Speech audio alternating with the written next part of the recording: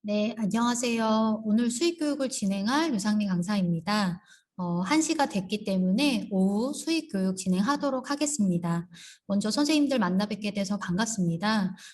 오늘 수입은 징수와 전자 수납에 대해 준비를 했는데요. 선생님들 교재는 다 준비하셨죠? 혹시 아직 교재 준비가 안 돼 있으시면 지원 서비스 정보마당 사용자 지침서에 파일이 있으니까 다운받아서 준비해 주시면 됩니다. 그러면 네, 징수부터 하나씩 알아보도록 하겠습니다. 징수는 일괄징수, 조정결의, 과호납반환 결의, 학생별 조정결의를 알아보고 전자수납은 자동이체와 신용카드 납부 방법을 알아보겠습니다. 먼저 수익 개요를 살펴볼 텐데요. 수익관리 시스템은 수납자를 등록 관리하고 징수, 수납, 일개 처리 등 수입 업무를 지원하는 시스템입니다. 다음 수입 메뉴 구조도는 화면에 보시는 것과 같고요. 다음에 수익 구조에 대해 마인드맵을 그려봤는데 한번 살펴보겠습니다. 수입은 징수 업무와 수납 업무로 나눌 수 있는데요. 징수를 위해서는 예상과 징수 대상이 필요하고 수익자 부담금 징수 시에는 납입금도 필수로 필요합니다. 수납은 직접 수납과 자동이체, 신용카드 총 3가지 방법이 있는데요. 현재 일부 시도의 시범 운영 중인 스마트 스쿨뱅킹이 다음 달 전국 오픈을 앞두고 있습니다. 그래서 전자수납 방법은 더욱더 다양화될 예정입니다. 또한 수납자는 수납 방법에 따라 계좌에 대해 출금 동의를 받거나 신용카드 신청 정보를 카드사로부터 수신받아 적용해서 사용하고 있습니다. 다음은 예산과 수입의 차이인데요. 예산이 없으면 수입도 지출도 할 수 없잖아요. 그중에 수입은 예산 중에서도 세입 예산과 관련하고 있고 이 세입 예산과의 관계는 예산이 확정되지 않아도 징수 가능하고 예산액을 초과해서 징수하는 것도 가능합니다. 물론 초과해서 징수한 경우에는 예산을 증액해야 되겠죠. 다음은 징수결의 종류입니다. 다양한 징수결의가 있는데요. 이 중에서 오늘은 조정, 과호납반환 결의에 대해서만 알아볼 예정입니다. 다음은 세입 재원별로 징수하는 방법도 정리를 해봤습니다. 자금이 어디로부터 발생하느냐에 따라서 재원을 구분할 수 있는데요. 각각의 재원별로 작성 방법을 정리해놨으니까 징수하실 때 참고하시면 좋을 것 같습니다. 그럼 일괄 징수 결의 작성 방법부터 자세히 알아보겠습니다. K-에듀파이는 최대 10개의 납입금에 대해 일괄로 징수 결의를 작성해서 결제 요청을 하실 수 있는데요. 이것을 잘 사용하시면 업무 시간을 많이 경감하실 수 있습니다. 먼저 일괄 징수 결의를 위한 별도의 메뉴인 지금 보시는 징수 결의 일괄 목록에서 징수 버튼을 클릭합니다. 다음 화면에서 일괄 징수 결의의 제목을 입력하고 예산 선택 버튼을 누른 다음에 팝업에서 예산을 선택합니다. 최대 10개의 예산을 선택할 수 있는데요. 대신 목이 다른 예산은 팝업에서 한 번의 선택이 불가하기 때문에 먼저 목이 같은 예산을 일괄 선택하고 그리고 다음 화면처럼 선택한 예산에 대해서 납입기한, 고지일자 등 일자를 적용하고 다음으로 차수를 일괄 적용합니다. 이후에는 예산별로 징수결의 제목과 개요를 입력하고 징수대상 추가 버튼을 클릭해서 보시는 팝업에서 징수 내역을 작성한 후 저장합니다. 이렇게 첫 번째 예산에 대한 결의 내역 작성이 완료되면요. 예산의 수만큼 동일한 작업을 반복하시면 되는데요. 다음 화면에서 두 번째 예산을 선택하고 제목 개요를 작성한 다음 징수 대상 추가 버튼으로 팝업에서 징수 정보를 작성합니다. 그럼 이제 두 번째 예산에 대해서도 결의 내역 작성이 완료되면 이 일괄 징수 결의에 대해 상단에 있는 저장 버튼을 누를 수 있는데요. 이렇게 한번 저장을 하고 나면 예산을 추가하는 것이 가능하기 때문에 세입목이 다른 예산에 대해서도 함께 일괄 징수 결의를 작성하실 때에는 다음 화면처럼 예산 선택 버튼을 다시 클릭하고 예산을 추가해서 동일한 방법으로 작성하시고 일괄 징수 결의를 완료해서 결제 요청을 진행하시면 됩니다. 물론 이 방법 말고요.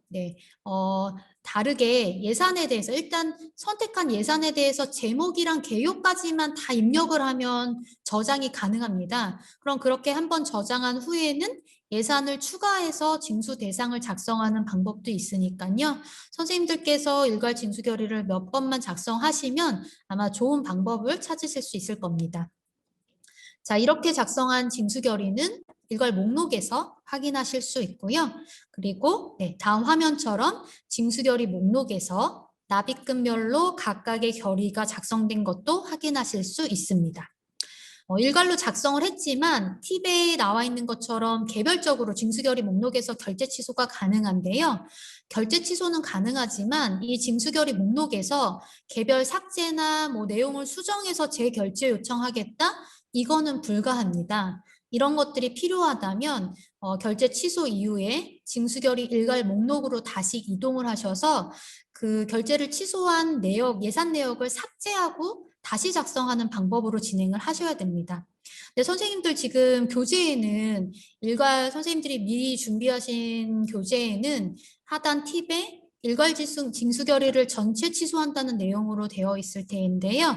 이 내용이 지금 맞지 않아서 수정 부탁드리겠습니다. 지금 말씀드린 내용으로요. 지금 보이는 화면의 팁 내용으로 수정을 해주시면 됩니다. 개별 결제 취소는 가능하지만 그 개별 결제 취소한 징수결의를 이 징수결의 목록에서 수정이나 삭제하거나 재결제 요청은 안 되고 징수결의 일괄 목록에서 그 해당 내역을 삭제하고 신규로 작성해야 된다라는 팁으로 수정을 부탁드리겠고요. 지원 서비스에는 수정한 파일을 다시 올려놨으니까 필요하시다면 다시 다운받으셔도 됩니다. 자, 이런 내용을 참고해서 일괄 징수결의 기능은 많이 작성하시면, 이용하시면 좋을 것 같습니다. 다음은 조정결의 작성 방법에 대해 알아보겠습니다. 학교에서 많은 조정결의 하실 텐데요. 조정결의는 증액이냐 감액이냐에 따라서 이 두 가지 중점 사항만 잘 알고 계시면 어렵지 않게 작성하실 수 있습니다. 먼저 조정결의 증액은 두 가지 사유에 의해서 작성을 하게 되는데요. 징수한 대상자의 징수 금액을 늘리기 위한 경우가 첫 번째이고 징수결의 시 포함하지 않은 대상자를 추가하는 경우가 두 번째입니다. 근데 징수결의에 없는 대상을 추가하는 경우에는 주의가 필요한데요. 기본적으로 조정결의 증액 대상자를 시스템에서는 해당 징수에 존재하는 대상자로 보고 있습니다. 그래서 징수에 포함되지 않은 대상자는 조정결의 증액할 때 기본적으로 조회가 안 됩니다. 그래서 그 징수 대상을 추가하는 팝업에 보면 전체 대상이라는 체크값이 있는데요. 거기에 체크를 하면 학교에 등록되어 있는 전체 수납자를 대상으로 하기 때문에 그때는 원하는 대상자를 조회해서 조정결의 증액을 작성할 수 있습니다. 자, 다음은 조정결의 감액 시 주의사항인데요. 감액 시에는 해당 징수로 진행 중인 자료가 있는 대상자는 감액 작성이 불가하게 그 대상을 선택하는 선택 박스 자체가 비활성화됩니다. 진행 중인 자료로는 그 징수로 수납이 진행 중이거나 또는 다른 조정 가원합 반환 결의가 작성 중이거나 결제 요청 중인 자료 이런 것들이 포함되니까 혹시 선택이 불가한 대상자가 있으면 이런 자료가 있는지 확인하시면 됩니다. 자, 그럼 조정결의 작성하는 방법을 자세히 알아보겠습니다. 먼저 조정결의 증액입니다. 징수를 조회해서 가장 첫 번째 행을 체크한 후 조정결의 증액을 선택하고 수정결의 버튼을 누릅니다. 그러면 이제 상세 화면으로 이동해서요. 제목과 개요를 입력하고 고지일자, 납입기한 등 기본 정보를 작성을 하고 예산을 확인한 다음에 조정 대상 추가 버튼을 누릅니다. 다음으로는 팝업에서 대상자를 조회해서 조정결의 정보를 작성을 하는데요. 앞에서 말씀드린 전체 대상 체크값도 상단에서 확인하실 수 있으니까 대상자 조회가 안 될 때는 이 값에 체크하고 조회해 주시면 됩니다. 이렇게 조정결의 증액 작성이 완료되면 결제 진행하시면 되고요. 이후 화면에서 징수결의 목록에서 최초의 징수정보 하단으로 8-2번 조정결의가 작성이 됐고 이 징수결의 정보에 조라는 약자가 표시되는 것도 확인하실 수 있습니다. 다음은 조정결의 감액입니다. 작성 방법은 증액이랑 동일합니다. 먼저 징수 정보를 체크하고 조정결의 감액 선택 후에 수정결의 버튼을 클릭합니다. 제목과 개요를 입력하고 처리 구분과 예산을 확인한 후 조정 대상 추가 버튼을 클릭하고요. 다음 화면과 같이 팝업에서 대상자를 조회해서 작성을 합니다. 앞에 중점 사항에서 말씀드린 것처럼 대상자 선택이 불가하도록 체크박스가 비활성화인 경우에는 이 해당 징수 결의로 진행 중인 자료가 있는지 확인해야 된다고 말씀드렸는데요. 쉽게 확인하는 방법은 제가 뒤에서 알려드리겠습니다. 조정 결의 감액도 이렇게 작성이 완료되면 결제 요청하시고 다음 화면과 같이 징수 결의 목록을 확인하시면 됩니다. 지금 이 조정 결의를 작성한 징수가 8번이잖아요. 만약 이 8번 결의로 조정 결의 감액을 작성하는데 선택 불가한 대상자가 있다. 그러면 지금 상단에 조회 버튼 밑에 보시면 펼치기 버튼 보이시죠? 이 버튼을 클릭하면 보이는 것보다 더 다양한 조회 조건을 입력할 수 있도록 접혀져 있던 부분이 펼쳐지는데요. 그중에 결의 번호라는 항목이 있습니다. 뭔가를 조회할 때 번호만큼 확실한 게 없잖아요. 그래서 결의 번호를 입력을 하고 그리고 작성 일자는 좀 여유 있게 입력합니다. 예로 제가 쓰는 방법인데요. 저는 어떤 징수에 대해서 전체적으로 확인할 때 이 작성 일자를 2000년부터 3000년까지로 입력을 합니다. 그러면 그 입력한 결의 번호에 대한 모든 징수를 한 번에 확인하실 수 있기 때문에 빠르게 파악할 수 있는 거죠. 특히나 징수는 오랜 기간에 걸쳐서 조정 가온합을 작성하는 경우가 많잖아요. 그래서 징수에 대해서 어떤 전체적인 파악이 필요할 때 말씀드린 방법을 쓰시면 좋을 것 같습니다. 다음으로 과온합 반환 결의입니다. 사실 선생님들께서는 조정 결의보다 과온합 반환 결의를 더 어려워하세요. 근데 과온합 반환 결의도 중점 사항만 정확히 알고 계시면 어렵지 않기 때문에 중점 사항을 먼저 자세히 알아보겠습니다. 이 과온합 반환 결의는 관합 또는 온합이 발생해서 수납액을 반환하는 결의입니다. 관합은 초과해서 수납한 거고 온합은 잘못 수납한 걸 말하죠. 근데 이 과온합 반환 결의를 작성할 때 조정 결의 감액 적용 여부라는 항목이 있어서 이것을 결정을 해야 되는데요. 조정 감액 적용 여부란 반환을 하면서 조정 결의 감액을 함께 적용해서 할 것인지 아니면 하지 않을 것인지를 결정하는 항목이라고 말씀드릴 수 있습니다.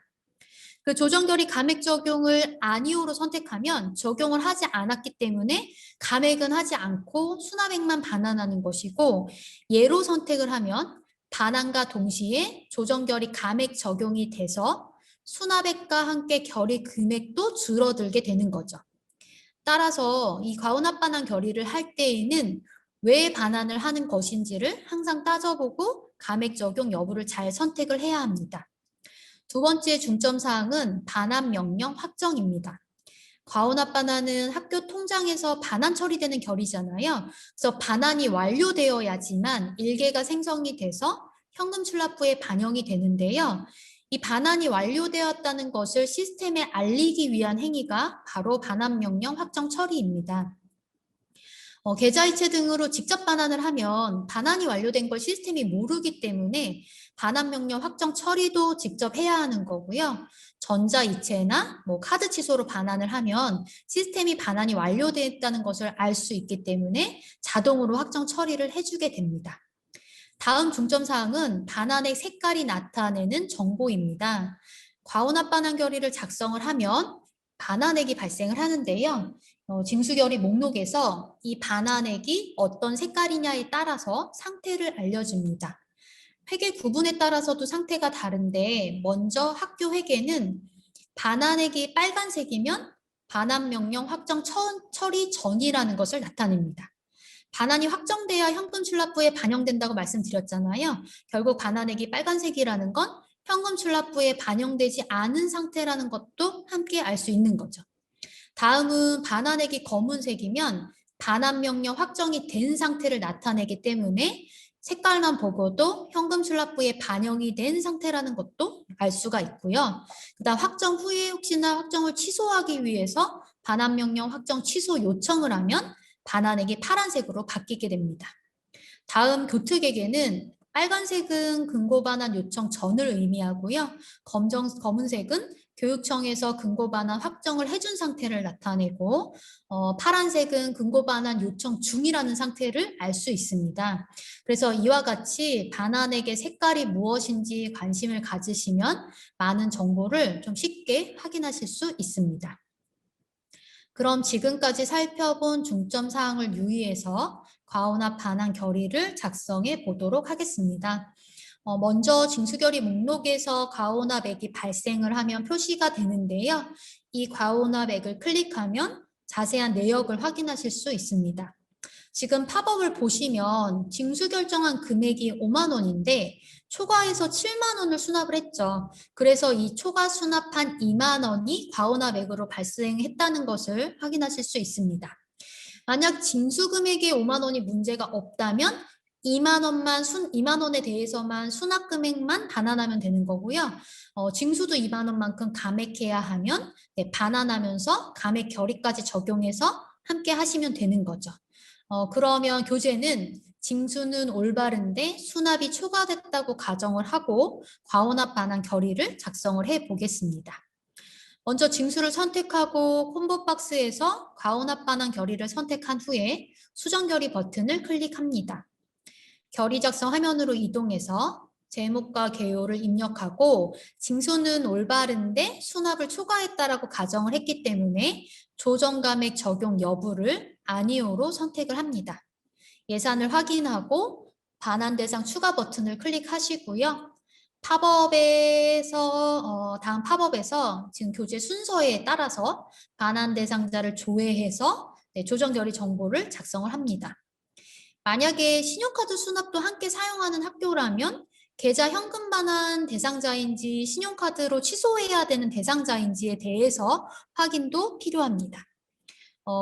계좌 현금 반환 대상자와 카드 취소 대상자를 모두 작성하는 경우라면 먼저 이 팝업에서 현금 계좌 반환 대상자를 작성해서 한번 저장을 하시고요. 그리고 나서 신용카드 취소라는 구분을 한 번 더 선택하고 대상자를 추가하면 하나의 과오납 반환 결의로 계좌 현금 반환 대상자와 신용카드 취소 대상자를 한꺼번에 작성하실 수 있습니다. 자, 이렇게 과오납 반환 결의 작성이 완료되면 결제 진행하시고요. 다음 화면처럼 징수결의 목록을 확인합니다. 지금 감액은 하지 않고 반환만 했잖아요. 그래서 징수 정보에는 반이라는 약자가 표기된 것을 확인하실 수 있고요. 또 아직 반환이 완료되지 않아서 반환액이 빨간색으로 보이는 것도 알 수 있습니다. 반환액 빨간색이라는 건 앞에서 알아본 것처럼 현금 출납부에 반영이 안 된 상태니까요. 직접 반환으로 완료가 됐다면 통장에서 반환한 날짜를 선택하고 상단에 있는 반환 명령 확정 버튼을 눌러서 완료하시면 되고요. 전자반환이나 카드 취소로 반환하는 학교라면 반환이 완료된 후에 자동으로 확정되니까 확정이 잘 됐는지만 확인하시면 됩니다. 그리고 징수결의 목록에서 반환 명령 확정하실 때는 확정일자가 동일한 여러 개의 과오납 반환 결의를 함께 선택하고 확정 처리하는 것도 가능합니다. 이렇게 확정 처리 후에는 지금 보시는 화면처럼 빨간색이었던 반환액이 검은색으로 바뀌고 그러면 일개가 생성돼서 현금 출납부에 반영됐다라는 것까지 알 수 있습니다. 이렇게 조정결의 감액을 적용하지 않고 수납액만 돌려주는 과오납 반환 결의를 작성해 봤는데요. 이번에는 조정결의 감액도 함께 적용하는 과오납을 작성해 보도록 하겠습니다. 교재는 방과 후 재료비를 납부한 후에 전출을 가서 반환하는 경우라고 가정을 한번 해봤습니다. 예로 방과 후 수강 신청을 하고 돈까지 납부한 후에 수강을 취소했거나 아니면 개인으로 징수 수납을 했는데 지원자에 선정되었다거나 이런 경우가 모두 징수 금액까지도 함께 감액해야 되는 경우라고 볼 수 있습니다. 자, 그럼 동일한 방법으로 징수 정보를 체크하고 과오납 반환 결의를 선택 후 수정 결의 버튼을 누릅니다. 화면을 이동해서 제목과 개요를 작성하시고요. 조정 감액 적용 여부를 예로 선택해서 반환과 동시에 조정 결의 감액도 함께 처리하는 과오납 반환 조정 결의를 작성합니다. 다음 팝업에서 반환 대상자를 조회해서 작성을 하는데요. 지금 조정 감액 적용을 예로 선택했기 때문에 오른쪽 상세 정보를 보시면 반환 금액과 함께 이 조정 금액 그리드에서 대상 금액에 마이너스 금액이 입력되어 있는 것도 볼 수 있습니다. 만약 카드 취소 대상자 있으면 앞에서 말씀드린 것과 동일하게 현금 계좌 반환 대상자를 먼저 작성해서 팝업을 저장하고 신용카드 취소 대상자를 추가하시면 됩니다. 이렇게 가원합 반환 결의 작성이 완료되면 결제를 진행하시고요. 징수결의 목록을 확인을 합니다. 이번 과원합은 반환과 함께 조정 감액했기 때문에 징수 정보가 앞에서 보실 거랑 다르게 조와 반 이렇게 약자가 두 글자가 표시됩니다. 감액 적용을 하지 않은 가원합은 반이라는 약자가 표시되고 조정 감액을 적용한 가원합은 조반으로 표시되니까요. 가원합 반환 결의는 이 징수 정보의 약자만 보고도 감액 적용 여부를 쉽게 파악할 수 있습니다. 그리고 아직 반환 명령 확정 전이라 반환액이 빨간색이니까요. 이번에는 과원합 반환 상세 화면에서 확정 처리를 해보겠습니다.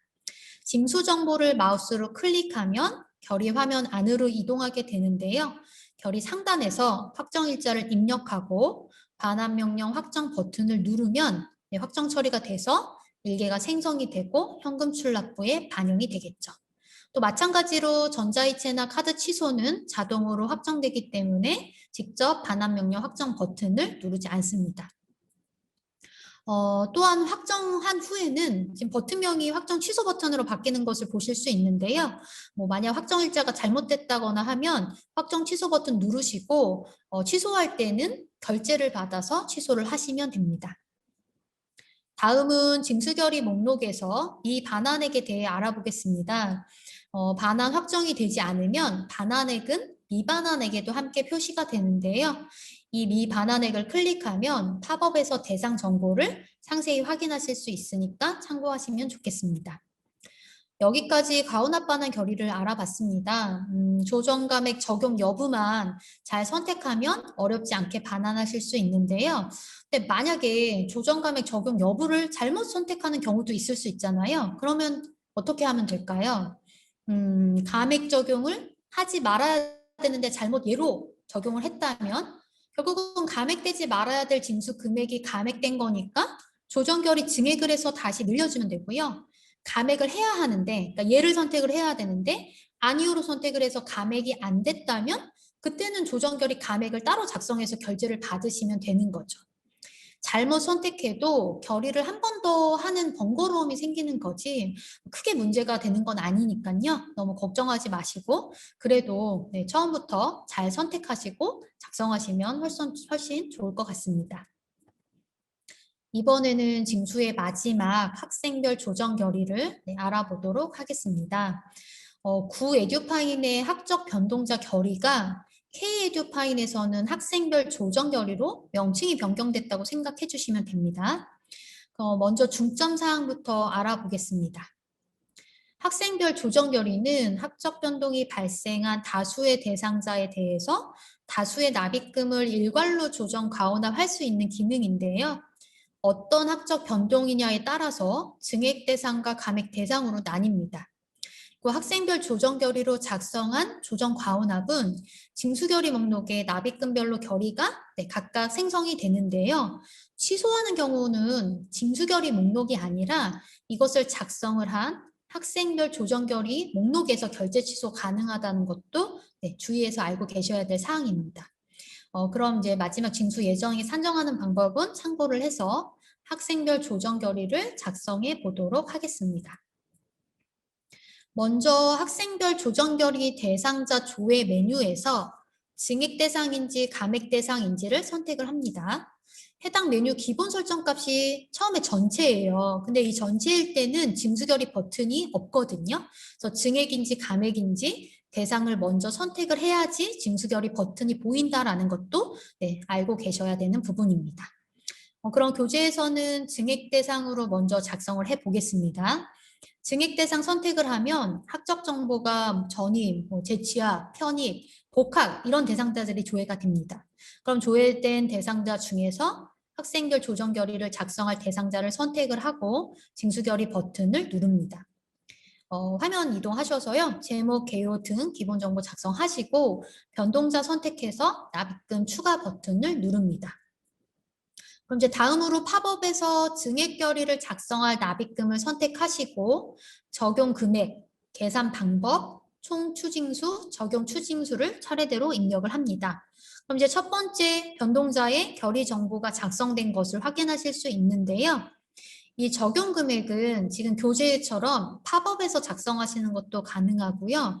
만약에 팝업에서는 납입금만 선택하고 지금 보시는 결의 화면에서 작성하는 것도 가능하니까 네, 학교에서는 뭐 더 편한 방법으로 작성을 하시면 좋을 것 같습니다. 다음 두 번째 변동자를 선택을 하고 동일한 방법으로 납입금을 추가해서 결의 정보를 작성을 합니다.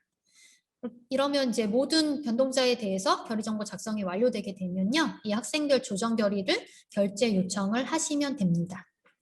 다음 화면은 학생별 조정 결의 목록입니다. 학생별 조정 결의로 작성한 징수를 확인하는 메뉴인데요. 저장 시점부터 목록에서 확인하실 수 있고 제목이 활성화되기 때문에 제목을 클릭하면 결의 화면으로 이동해서 상세 내역 확인 가능합니다. 다음 화면은 징수 결의 목록입니다. 학생별 조정 결의로 작성한 증액 결의가 보시면 납입금별로 추가된 것을 확인하실 수 있고요. 이번에는 징수 정보에 학적 변동자 결의라는 표시가 되는 것을 알 수 있습니다. 그래서 이 표시를 보고 이게 학생별 조정 결의로 작성한 결의구나. 이 징수 결의 목록에서 작성한 게 아니구나라는 것을 확인하실 수 있는 거죠. 근데 이 표시가 아주 중요합니다. 근데 왜 중요한지는 감액 대상까지 작성을 하고 설명을 드리겠습니다. 다시 감액 대상을 작성하기 위해 학생별 조정 결의 대상자 조회 메뉴로 이동하겠습니다. 동일한 방법으로 감액 대상에서 조회된 대상자를 선택하고 징수 결의 버튼을 클릭합니다. 다음 제목 개요를 입력하고 변동자를 선택한 후에 납입금 추가 버튼을 누릅니다. 보시면 결의 작성 화면에도 변동자 추가라는 버튼이 있어서 추가가 가능하다라는 것도 확인하실 수 있습니다. 다음은 납입금 조회 팝업인데요. 이 팝업에서 먼저 납입금의 결제 상태를 확인하셔야 됩니다. 감액 대상자는 일괄로 조정 감액이나 과언합반환 결의를 작성하게 되는데 해당 변동자로 진행 중인 자료가 있는 납입금은 작성이 불가하기 때문에요. 이렇게 학적 변동자 결의 불가라는 진행 상태가 있는 납입금이 있을 수 있습니다. 앞에서도 조정 결의 시 해당 납입금으로 진행 중인 자료가 있으면 조정 결의 감액 작성 불가하다고 말씀을 드렸잖아요. 학생별 조정 결의에도 동일하게 적용이 되니까 먼저 이 상태를 확인하고 작성이 가능한 납입금만 선택을 합니다. 이번 결의는 팝업에서 납입금만 선택을 하고요. 다음 화면처럼 결의 정보를 화면에서 작성을 해보겠습니다. 먼저 결의 구분을 확인을 합니다. 수납 금액이 없는 납입금은 감액 결의로 설정이 되고요. 수납 금액이 존재하는 납입금은 감액 반환 결의로 자동으로 설정이 됩니다. 감액 반환 결의는 즉 조정 결의 감액 적용을 하는 징수 금액과 함께 반환하는 과언합 반환 결의라는 것도 알 수 있습니다. 구분을 확인하시면 적용 금액과 계산 방법과 총 추징 건수와 적용 추징수를 작성하고 학생별 조정 결의 작성을 완료한 후에 결제를 진행을 합니다. 마찬가지로 저장 시점부터 학생별 조정 결의 목록에서 확인하실 수 있고요. 그리고 다음 화면처럼 징수 결의 목록에서 징수 정보에 똑같이 학적 변동자 결의라는 이 표시를 가진 조정 과언합 반환 결의를 납입금별로 확인하실 수 있습니다. 다음은 학생별 조정 결의를 결제 취소하는 방법입니다. 중점 사항에서도 말씀드린 것처럼 학생별 조정 결의로 작성한 조정 과언합은 징수 결의 목록에서 결제 취소 불가하잖아요. 그래서 지금 징수 정보를 클릭하고 상세 화면으로 이동을 하면 보시는 것처럼 상단에 결제 취소 요청 버튼이 비활성화인 거 확인하실 수 있습니다. 그래서 징수 결의 목록에서는 학생별 조정 결의로 작성한 징수 결의를 결제 취소하실 수 없고요. 다음 이 징수를 실제로 작성한 학생별 조정 결의 목록으로 이동을 해서 여기서 제목을 클릭하면 네, 상단에 결제 취소 요청 버튼이 활성화되어 있는 것을 확인하실 수 있는 거죠. 따라서 징수 정보에 표시되는 학적 변동자 결이라는 표시를 보시고 해당 징수가 징수결의 목록에서 작성한 것인지 아니면 학생결 조정 결의로 작성한 것인지를 잘 파악하시는 것이 중요할 것 같습니다.